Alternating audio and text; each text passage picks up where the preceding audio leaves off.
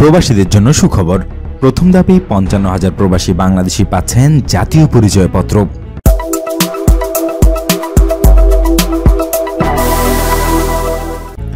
প্রথম ধাপে সিঙ্গাপুরে ৫৫,০০০ প্রবাসী বাংলাদেশিকে এনআইডি দিবে ইলেকশন কমিশন।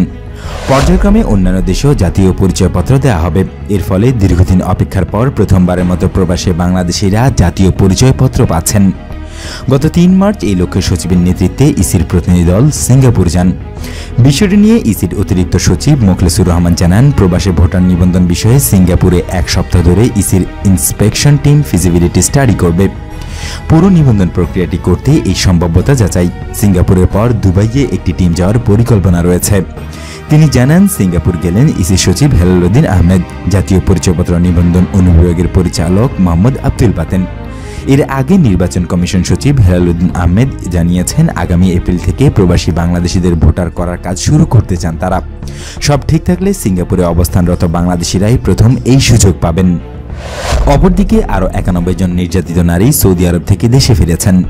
সৌদিতে গৃহকর্মী হিসেবে কাজ করতে গিয়ে নানাভাবে নির্যাতনের শিকার হয়েছেন বলে অভিযোগ করছেন এইসব নারী।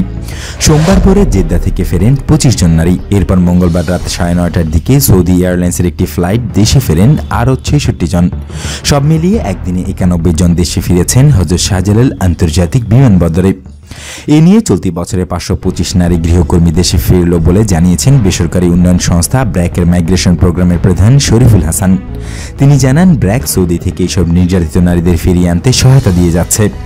আজকের ফেরা এইসব নারী তাদের নিয়োগকর্তা কর্তৃক নির্যাতনের শিকার হয়ে ইমিগ্রেশন ক্যাম্প ও বাংলাদেশ দূতাবাসের সেফ হোমে আশ্রয় নিয়েছিলেন।